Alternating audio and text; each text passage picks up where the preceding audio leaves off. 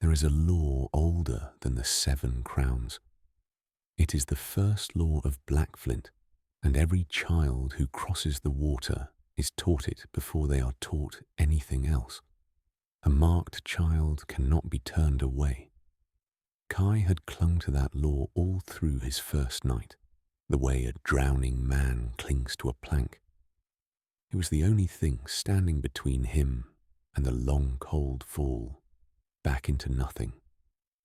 What Kai did not know on his first morning was that Lord Sael had spent that same night reading the law too, reading it more carefully than anyone had read it in 100 years, looking for the crack at the bottom of the page and finding it. Morning at Blackflint did not come gently. It came as a bell. 3 hard strokes that rang through the stone and dragged Kai up out of a sleep he didn't remember falling into. For a moment he didn't know where he was.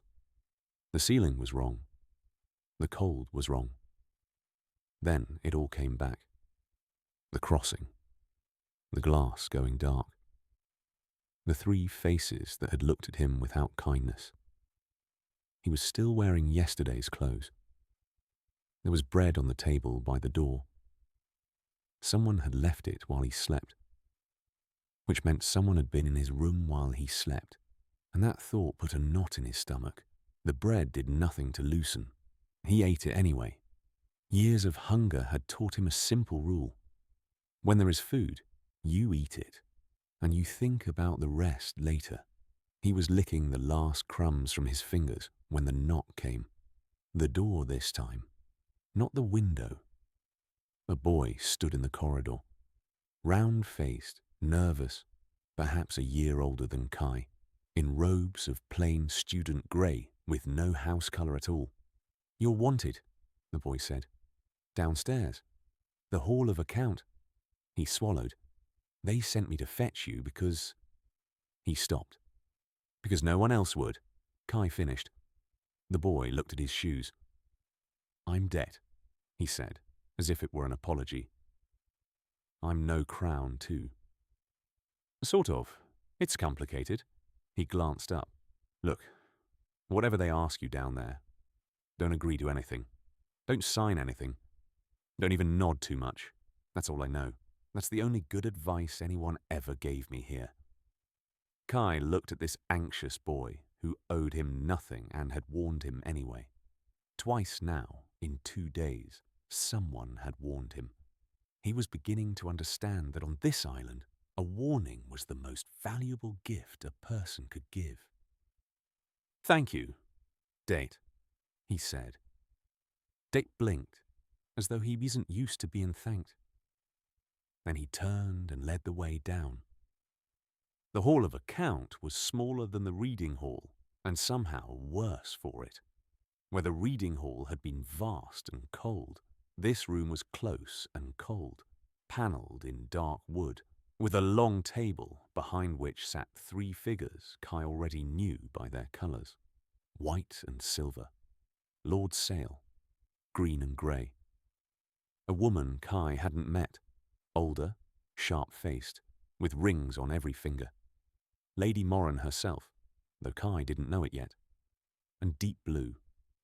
The iron-grey woman with the scarred brow, who had said the boy stays.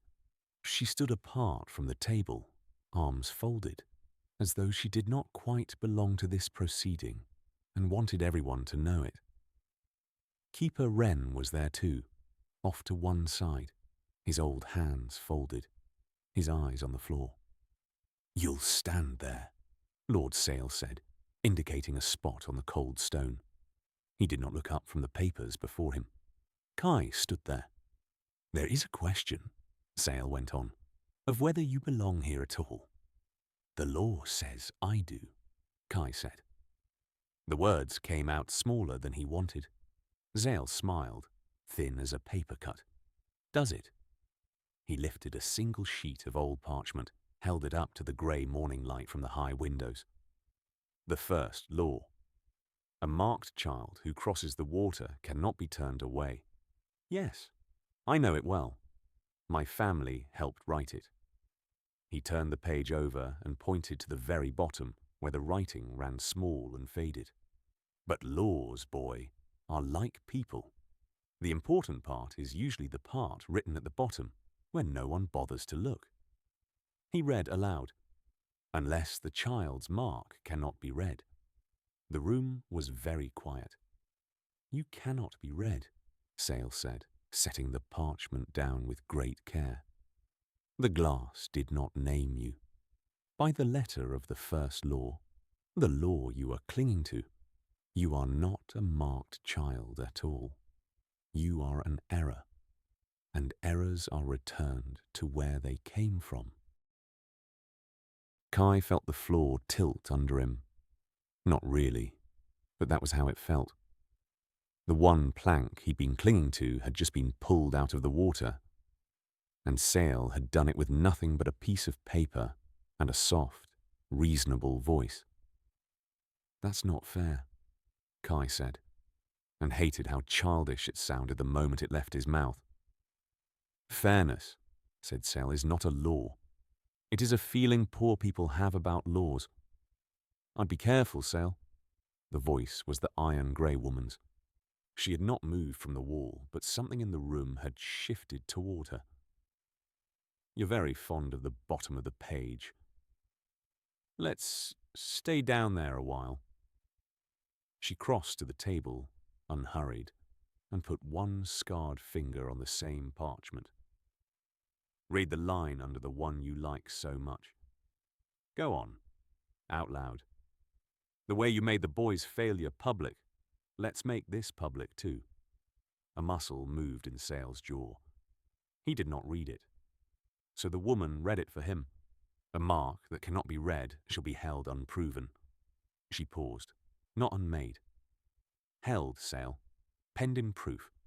The law doesn't say, throw the unreadable child into the sea. It says we don't yet know what he is. And until we know, he stays, and he is taught, and he is watched."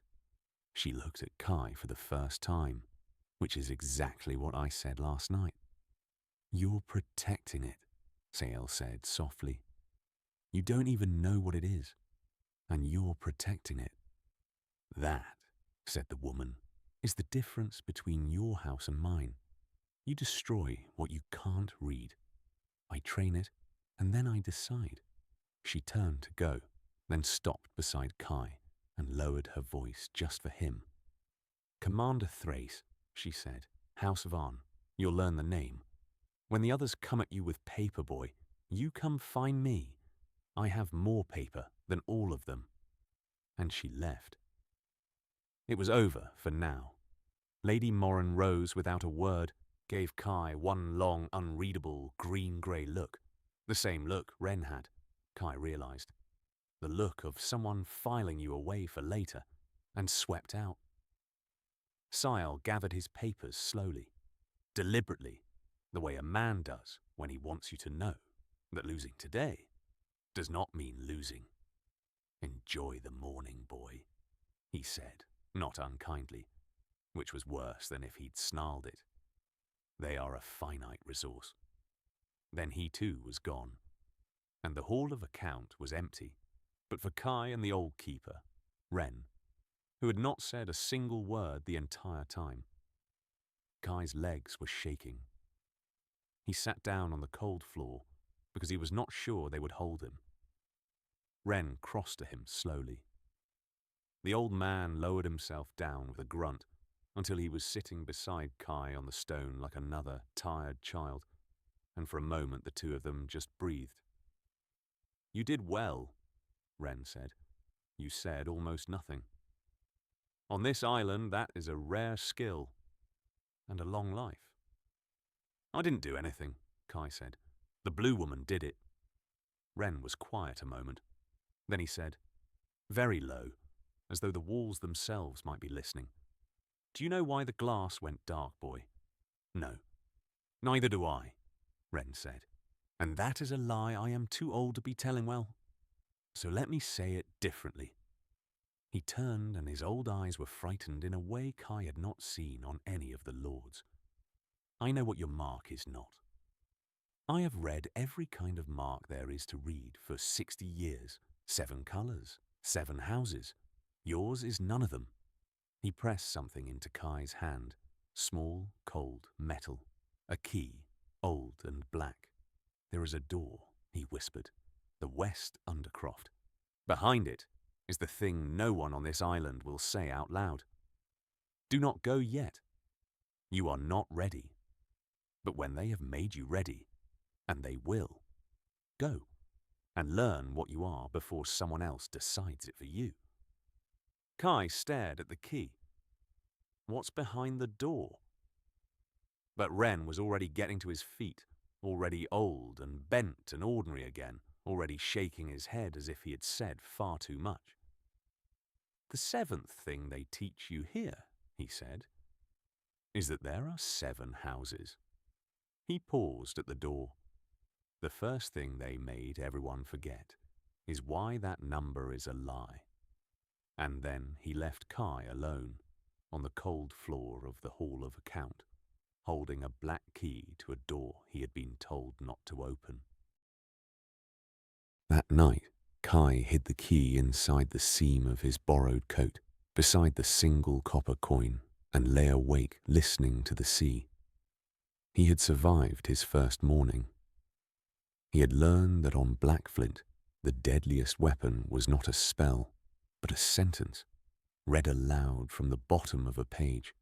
He had learned that he had, against all sense, 2 protectors who wanted opposite things from him, and 1 old man who was terrified of a door. He did not yet know what he was. But somewhere below him, in the dark of the West Undercroft, behind a locked door in a fortress full of people who erased what they feared, something had waited 300 years for a boy whose candle would not stay lit. And it could wait a little longer. That was Sigil and Ash, Episode 2, the bottom of the page. The story continues in Episode 3, The Candle That Fears Him.